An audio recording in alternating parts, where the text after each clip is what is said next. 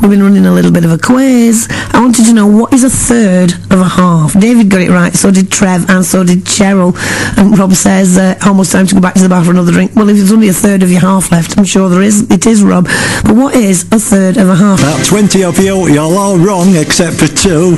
First of all, we had the very special Rob from Colsterworth. Well done to you, Rob. He takes some beating. He said it was 1990, and Rob, you are correct. It's February 1990, the mystery year. Marge and Rob also saying things you do in boots, buy condoms. Close, but not quite there. And there's plenty more answers as well. We'll come to those in a moment. Buy hangover cures, says Robert Colsterworth. Yep, especially if your name's Trev. No, he's genuinely ill, I believe him. All right. What else?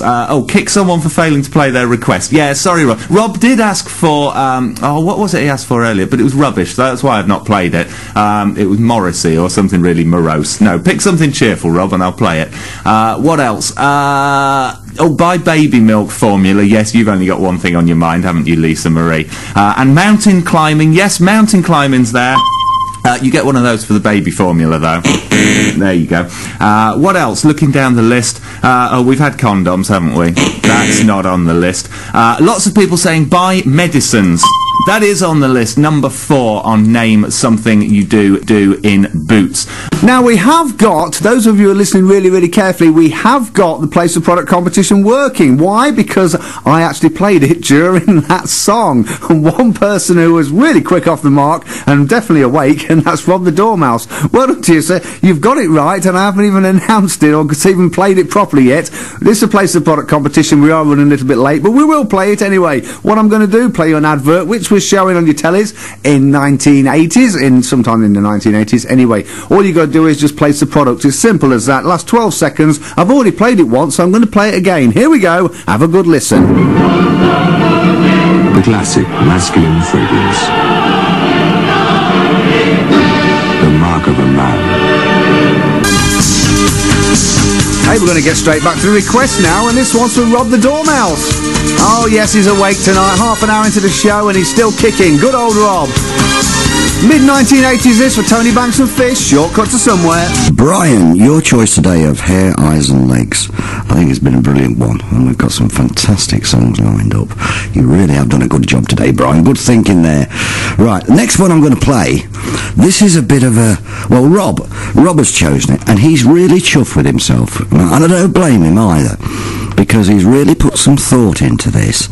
And when he came up with this, I couldn't quite work it out. He says it's a double. He says there's a link in the title and in the artist. And I said, well, what is it, Rob? He says it's Barber's Adagio for strings. I said, really? He says, yeah, Barber's, as in haircuts. Yeah. Who's it by, Rob? I said. He said, William Orbit. I said, well, where does the orbit come in? Well, I said, where does the link come in the artist? And apparently, and he's researched this out, he worked this out straight away, the orbit is the bony cavity where the eye sits. Very clever thinking, Rob. Let's play it, shall we? Wow, piece of music there, just a great piece of action, wasn't it? Barber's Adagio for strings by William Orbit. The link being orbit is the bony cavity where the eye sits, and Barber's as in hair. Well done, Rob. Clever thinking there. I'm knocked out by that. The effort that a lot of you are putting into Theme Thursday is absolutely brilliant. I really do like it when you really do some thinking. Hair, eyes, or legs. That's the idea of it. See if you can find a song that fits in with that. It can be in the title of the song. It can be in the band, or if you're clever, it can be both. One that's just come up. Two people have gone for this one, and both sort of think it's a great song. I'll tend to agree. And it's ZZ Top and Legs. Rob chose it first of all, and he also told me that it fits in two ways. Obviously the legs bit because of the title, but also one of the band members is called Frank Beard, and you know ZZ Top, they've got those long beards, so that's the hair as well. So that was chosen by Rob, and also by Willie Mack. Right then, there we go. That's in the charts, number 3. Yeah, Rob's just rang up and said it like he can hear. He's sure he can hear Bar Bar Black Sheep in there somewhere. I'm not surprised. I'm not surprised.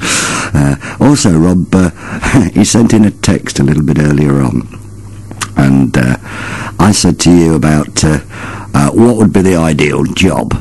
And Rob's come back. He makes me laugh every time. He's come back and he says, the perfect job for me is to work at my beloved Plums the Knacker's Yard. He'll never forget that, the Knacker's Yard that used to be in Grantham. He doesn't even remember it, but he'll never forget hearing about it. Since we mentioned it on the radio as a historical feature, it's always stuck in his mind, which is great. I like that. He'll know. He'll be one person who can remind you that there was a Knacker's Yard in Grantham, and he can even remember the name. Very well done there. I like that, Rob. Anyway, the local link quiz. The question I'm asking you is what year did Tesco's open their store in Grantham? It was the first supermarket in Grantham. And when did it close it? What year? The store was built on the site of the Picture House on St Peter's Hill. But in what year did it open? And then what year did it close? Any ideas? Give me a call, text or an email if you think you know when it was, and we'll go from there. So we'll see if anybody gets it spot on, shall we? Let's just have a look. Hello, Rob's been back. Hello. He couldn't resist. He says Tesco's closed when Plums the Knacker's Yard closed, so wouldn't supply the supermarkets with cheap meat. Oh, Rob, you always got a good one as regards Plums the Knacker's Yard. I do like that. I do like that indeed.